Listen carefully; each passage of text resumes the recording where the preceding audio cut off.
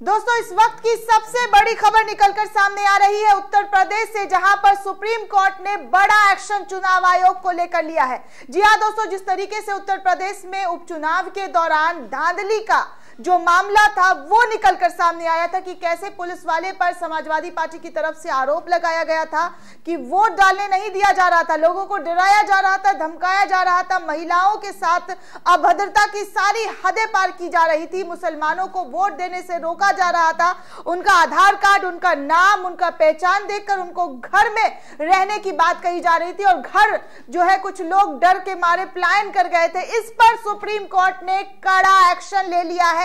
Supreme court का कड़ा डंडा जो है वो चुनाव आयोग पर पड़ता हुआ दिखाई दे रहा है, क्योंकि खबर कुछ इसी तरीके की निकलकर सामने आ रही है। दोस्तों, रामपुर विधानसभा उपचुनाव में 5 दिसंबर को जैसा कि मतदान हुआ और मतदान के दौरान मतदाताओं को वोट डालने से रोकने की घटनाओं को आज 7 दिसंबर को सुप्रीम कोर्ट में चीफ जस्टिस के सामने लाकर रख दिया गया। सुप्रीम कोर्ट के चीफ जस्टिस के सामने उन तमाम घटना का जिक्र किया गया और कहा गया कि कैसे लोकतंत्र की धज्जियां उड़ाई गई और चुनाव आयोग चुप था, चुनाव आयोग खामोश था, चुनाव आयोग ने कोई एक्शन नहीं लिया। चीफ जस्टिस ने इसे गंभीर मामला बताते हुए इसे 8 दिसंबर को उनकी कोर्ट के सामने मेंशन किए जाने की बात कही है। सीधे तौर पर जीवाई चंद्रचूड़ ने यह फैसला लिया है और कहा है कि 8 तारीख यानी कि 8 तारीख थर्सडे के दिन, बृहस्पतिवार के दिन इस पूरे मामले पर कोर्ट में इस केस को लिस्ट किया जाए, मेंशन किया जाए, जिस पर हम सुनवाई करेंगे। दोस्तों, रामपुर में कुल 33% मतदान हुआ, जो अब तक का सबसे कम मतदान माना जा रहा है। इतिहास में ऐसा पहली बार हुआ है जब इतने कम मतदान, इतने कम वोट पड़े हैं। तमाम नागरिक संगठन, वकील और समाजवादी पार्टी का आरोप है कि सरकार के इशारे पर पुलिस ने रामपुर के मतदाताओं को वोट नहीं डालने दिया, उन्हें पीटा गया, उनके घर पर पुलिस ने हमले किए, अभद्रता किया, महिलाओं के साथ बदतमीजी की। रामपुर विधानसभा उपचुनाव का नतीजा कल यानी कि 8 दिसंबर को आने वाला है और बार एंड बेंच वेबसाइट के मुताबिक सुप्रीम कोर्ट में 7 दिसंबर की शाम को भारत के चीफ जस्टिस की अध्यक्षता वाली बेंच के सामने एक वकील पेश हुए। उन्होंने कहा कि 2 दिन पहले एक असाधारण परिस्थिति हुई। रामपुर विधानसभा क्षेत्र के लिए चुनाव हुआ था माय लॉर्ड। पुलिस अधिकारियों ने, जो संविधान के रक्षक होते हैं, वो हजारों मतदाताओं को पीट कर मतदान करने से रोक रहे थे। जी हाँ, रक्षक जो है वो भक्षक बन गया था। तमाम लोगों के सिर टूट गए, तमाम लोगों के सिर फोड़ दिए गए कि आप वोट नहीं करेंगे, अगर आप वोट करेंगे तो आपको पीटा जाएगा। पुलिस घरों में घुस गई, लोगों से उत्पीड़न करने लगी, लोगों को अपना पावर दिखाने लगी, मतदाताओं को मतदान करने से रोकने लगी। मैं खुद उसी विधानसभा क्षेत्र का मतदाता हूं माय लॉर्ड। मैंने एक याचिका दाखिल की है।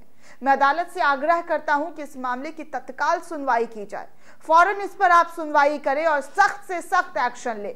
इस पर डीवाई चंद्रचूड़ यानी कि CGI, chief justice of India Chandrachud कहते हैं, आखिरकार सभी चुनाव महत्वपूर्ण होते हैं, कोई भी चुनाव खेल नहीं होता, चाहे वो मेयर का हो या कोई भी छोटा सा छोटा चुनाव हो, बड़ा सा बड़ा चुनाव हो, वो लोकतंत्र के लिए मजबूती का काम होता है, महत्वपूर्ण काम होता है। ये गंभीर मामला है। आप कल यानी कि 8 दिसंबर को इसका जिक्र करें।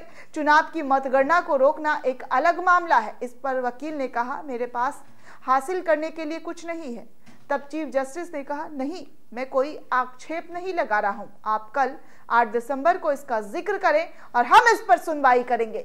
रामपुर उपचुनाव के ढेरों वीडियो सोशल मीडिया पर आ चुके हैं दोस्तों, जैसा कि हमने आपको पल पल की जानकारी, पल पल की वीडियो दी थी उपचुनाव के दिन की, कैसे जो है पूरी तरीके से लॉ एंड ऑर्डर को हाथ में ले लिया गया था। लॉ एंड ऑर्डर के रखवाले ने खुद ही लॉ एंड ऑर्डर को हाथ में लेते हुए कई पत्रकार के कैमरे और मोबाइल रामपुर में छीनने का आरोप पुलिस पर लगा कि कैसे जो है पत्रकार सच दिखा रहे थे, ईवीएम दिखा रहे थे, मशीन दिखा रहे थे, गड़बड़ी दिखा रहे थे, लोगों को मारपीट का दिखा रहे थे, तो उनका फोन और कैमरा, उनका माइक छीनकर उनको तोड़ दिया गया। कुछ पत्रकारों को थाने में ले जाकर उनके मोबाइल और कैमरे से वीडियो फोटो पुलिस ने डिलीट तक कर दिए, सारे के सारे सबूत हटा दिए, सारे के सारे सबूत मिटा दिए।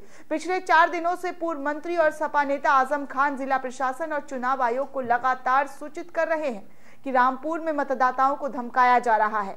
आजम खान बार बार कह रहे हैं कि रामपुर के मतदाताओं को डराया जा रहा है, सीधे तौर पर बीजेपी के कैंडिडेट को जीता हुआ घोषित कर दिया जाना चाहिए। ये सब चुनाव कराने की क्या जरूरत है जब इस तरीके की धांधली हो रही है।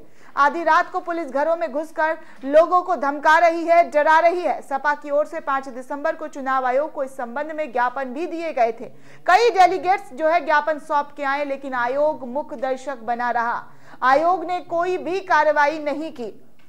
ये सब कोर्ट रूम के सामने जो है वकील साहब ने जज साहब के सामने पूरा जो है मामला बयान किया, पूरे तफसील से मामला बताया कि कैसे जो है चुनाव आयोग चुप्पी साधे रहा। मैनपुरी खतौली के अलावा गुजरात को लेकर भी चुनाव आयोग के पास विपक्षी दलों ने शिकायत पहुंचाई, लेकिन किसी मामले में कोई कार्रवाई नहीं हुई। दोस्तों, रामपुर में मतदान वाले दिन जो वीडियो आए वो सारी कहानी खुद ही बता रहे हैं। उस वीडियो के अंदर आपको सारी कहानी, सारा चिट्ठा खुलकर नजर आ रहा है कि कैसे रामपुर के अंदर, मैनपुरी के अंदर जो है मतदाताओं को डराने धमकाने की कोशिश की गई, उनसे वोट का अधिकार छीनने की कोशिश की गई, इनफैक्ट छीन लिया गया। वीडियो देखकर लगता है कि पुलिस ने समुदाय विशेष के लोगों को वोट डालने से रोका, मुस्लिमों को वोट डालने से रोका। कई मतदान बूथों पर पुलिस अधिकारियों ने आधार कार्ड दिखाने पर समुदाय विशेष के लोगों से मतदान पहचान पत्र मांगा, जबकि नियम है कि कोई भी सरकारी पहचान पत्र दिखाकर वोट डाला जा सकता है। लेकिन वीडियो में साफ दिख रहा है कि आधार कार्ड दिखाने पर मतदाता यानी कि मुस्लिम मतदाता को पुलिस ने वापस भेज दिया।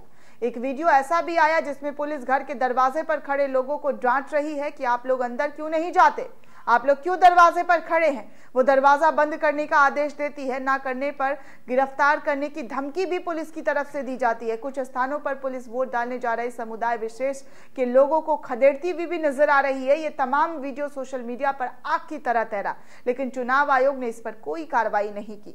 समाजवादी पार्टी के प्रतिनिधि मंडल ने तमाम वीडियो सबूत और अन्य चीजें 5 दिसंबर को ही चुनाव आयोग को सौंपी थी, लेकिन चुनाव आयोग ने रामपुर में हुई गुंडागर्दी पर सामान्य प्रतिक्रिया तक नहीं दी। 3 दिसंबर को रामपुर में सपा प्रत्याशी, सपा नेता आजम खान और बाकी लोग पुलिस के खिलाफ धरने पर बैठ गए थे। धरने पर बैठने का वीडियो भी सोशल मीडिया पर आया कि कैसे विधानसभा के सीढ़ियों पर विधायकों का हुजूम जो है धरने पर बैठा।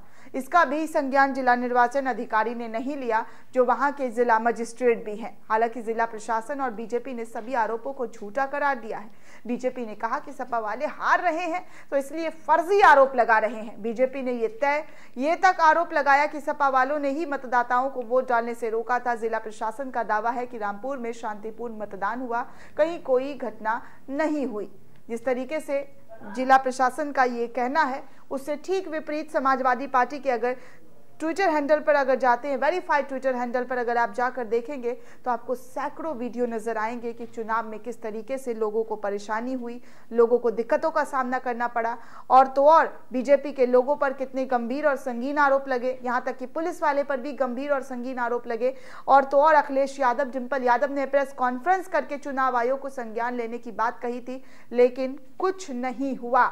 अब इस पर सीधे तौर पर सुप्रीम कोर्ट ने संज्ञान लेते हुए कहा है कि वो 8 तारीख को यानी कि कल, जब गुजरात और हिमाचल प्रदेश का वोटिंग काउंटिंग जारी रहेगा, तो इस पर सुनवाई करते हुए सीजीआई जो है अपना फैसला सुनाने वाले हैं।